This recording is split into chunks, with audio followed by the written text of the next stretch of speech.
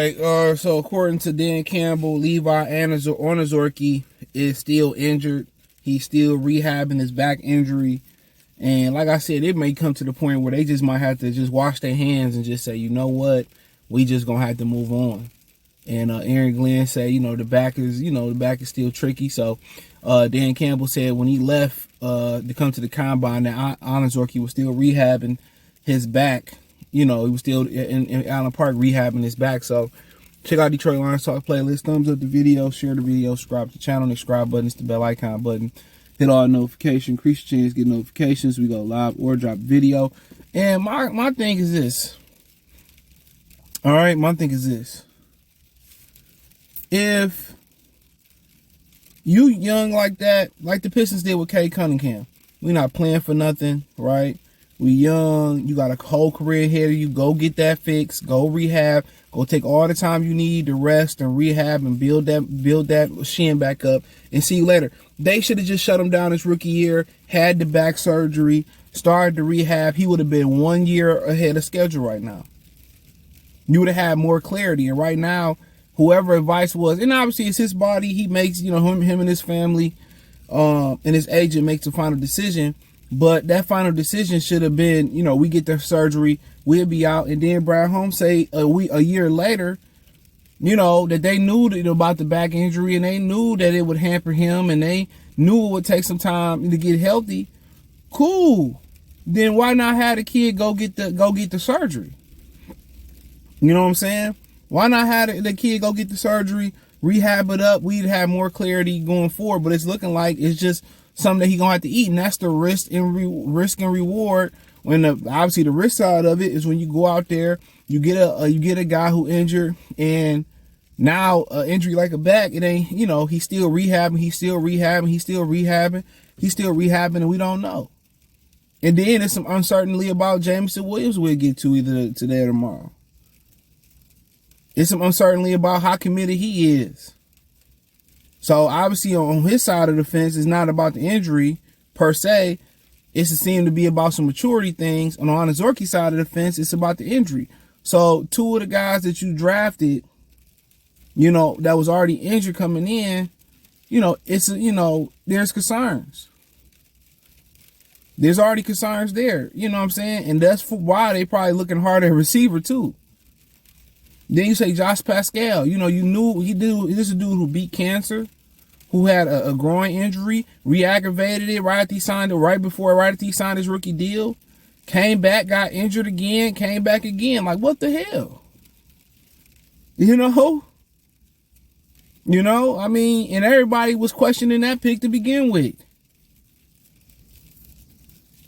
And then you hear the Lions, are continuing to be linked to safeties. And I'm thinking like, bruh, don't they got Kirby Joseph and don't they got Tracy Walker? What am I missing? They being linked to the safety at TCU. They being linked to Jesse Bates. They being linked to CJ Gardner-Johnson. That's another video. So Onwuzurike, so at the end of the day, a lot of people like what the kid at Pitt did. He ran pretty well, and he was out of Miami Northwestern. I had somebody I went to college with. He played football down there with them with Jacoby Harris, I think his name was. Quarterback used to be at the U.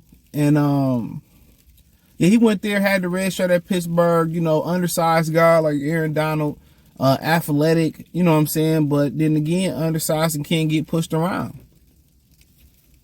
Everybody undersized ain't Warren Sapp, and they ain't John Randall, and they ain't Warren Sapp. So he's the next best interior lineman on the board. But if it was ever a time that they needed a need and a want, and they both was climaxing at the same time, or they both was peaking at the same time, it right now is Jalen Carter, because we already knew you couldn't trust Onwuzurike. Onwuzurike may never touch the field. He already did, but not in a full-time fashion or for an extended period of time. He come on, he may never really get on the field and do anything that mattered. Kind of reminded of Mikael Ashore. Had a rookie year, ran it, broke his leg or something like that, an ACL or whatever it was, and really never did nothing after that. The running back we got years ago from Illinois. You know, that's the risk you play when you're going to get injured players. And, you know, the back is tricky, but it can be healed. You know, you got to ask yourself, he doing everything it needed to get healed. You know, and you got to think about it. They got to let it heal. You got to take your time strengthening up the muscle. Then you got to get to doing football activities, and they got to get used to that abuse. And then you got to put the pads on. You got to see how body going to react to the abuse of the pads. And then, then how it's going to react after a game when it's real full violence. And then how it's going to react week to week and see if it's really, really healed. So he got a long way to go. If he's still rehabbing it, is he doing any strength and conditioning work? Is he running? Is he deadlifting? Is he, doing good mornings? Is he, doing core work with it? So, it don't sound like Dan Campbell too. Like they counting on him. So that make it even more of a pressing need. You really don't want to go out there and pay a lot of money to an interior lineman, especially after you put Aiden Hutchinson there. You put Lane McNeil down there. You drafted Levi Onwuzurike down there. You drafted Josh Pascal. That's 4 picks right there. Also, Austin Bryant was drafted here. Julian Okoro was drafted here. Romeo, he wasn't, but he came over. I mean, that's like, that's 6 picks that was drafted here. Did I say James Houston too? It's a young line. You don't really want to get those in them trenches, man. It's hard to tell, man, because them interior linemen take such a fucking beating, bruh. So you pay them big money, bruh, and it's like they can fall off a cliff at any given time. Some people say, just pay your interior lineman. You really don't want to. And now if there's ever a time that they needed Jalen Carter, they needed Baker Mayfield to lose some more games, it was now. They need that guy. Truth be told. Because Onwuzurike, it don't sound like we in what, March? It don't sound like we're a ways away, but we ain't the way. So it don't seem like, we can count on him to come back and do anything. So it is what it is. Let me know what you girls and guys think. Check out Detroit Lions Talk playlist. Thumbs up the video, share the video, subscribe to the channel. The subscribe button is the bell icon button. Hit all notifications, increase your chance to get notifications. We go live or drop video. Financially, you want to support the channel, Cash App, $CJ Good 313, Venmo, CJ Good 313, PayPal link in description.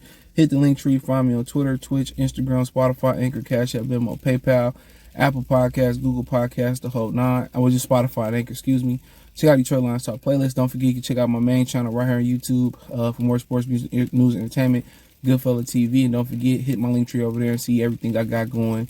It'll be the first link in the description here and over there. Peace.